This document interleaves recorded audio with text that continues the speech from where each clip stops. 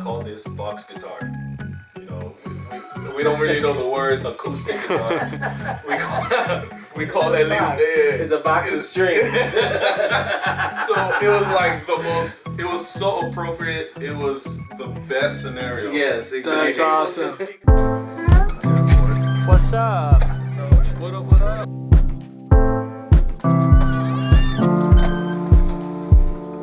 Family funeral. So, can't remember nothing else. The way it all started, Chris told me to just sing over Africa. And then I don't know, I can't say if I was thinking of what I was going to sing.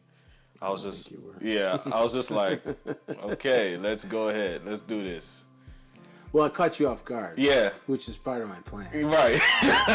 Because that means you can't Ain't no time to think. manufacture and make it, and you just gotta start singing. You gotta start feeling. Right. And it was the right moment. I knew it was the right moment because it was like the prayer was there, the music was there, and then it kind of came down to just my acoustic, if I remember correctly. Yeah.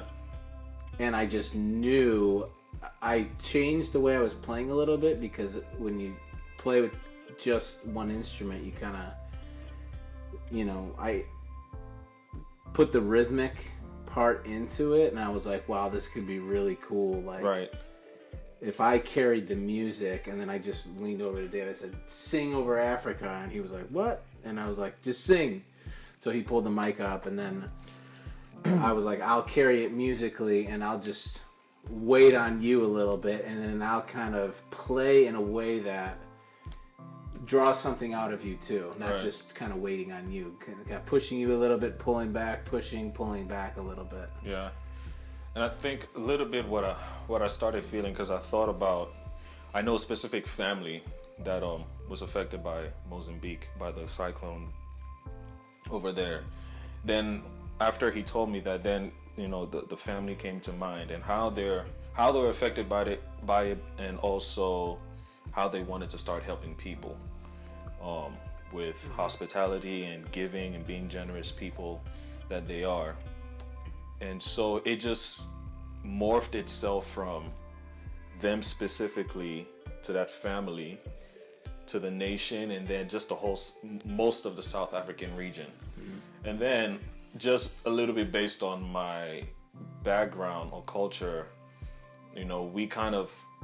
we sing a lot of songs in different native languages. Whether I'm from West Africa, so whether it's from a South African region or North African region, East African region, or West African region, those songs, the melodies and the meaning behind it, are also directed to the Lord vertically, that it makes the people going through the storm forget about their problems and be like, Lord, you're the stronghold. So one of the main verses that came to mind while I was singing it was Psalm 9.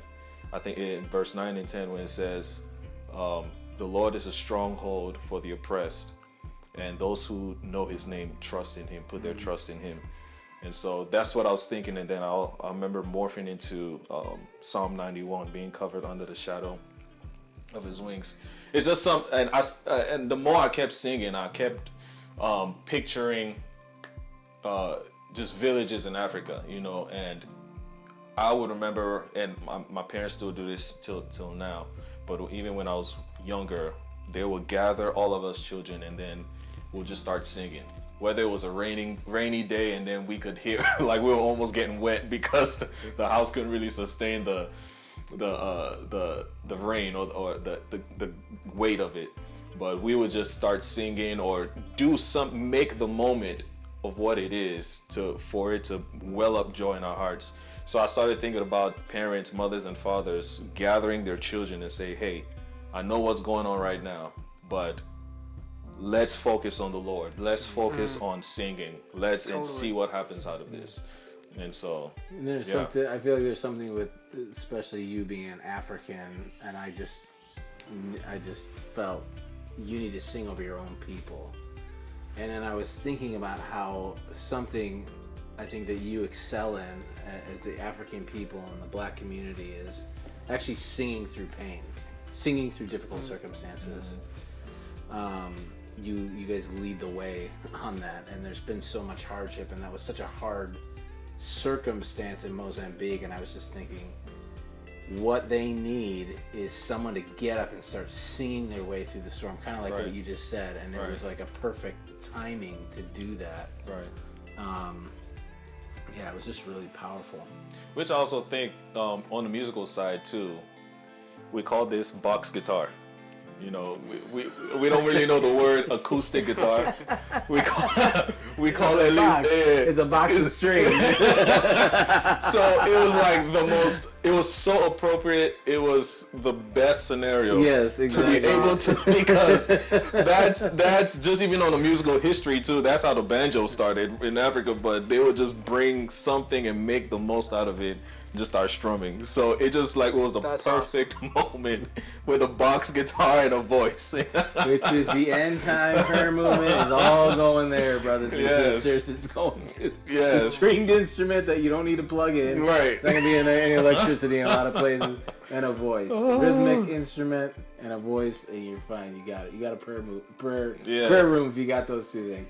And if they take the box guitar away, just keep singing. Yes. That's Paul and Silas in the Philippian jail. Right?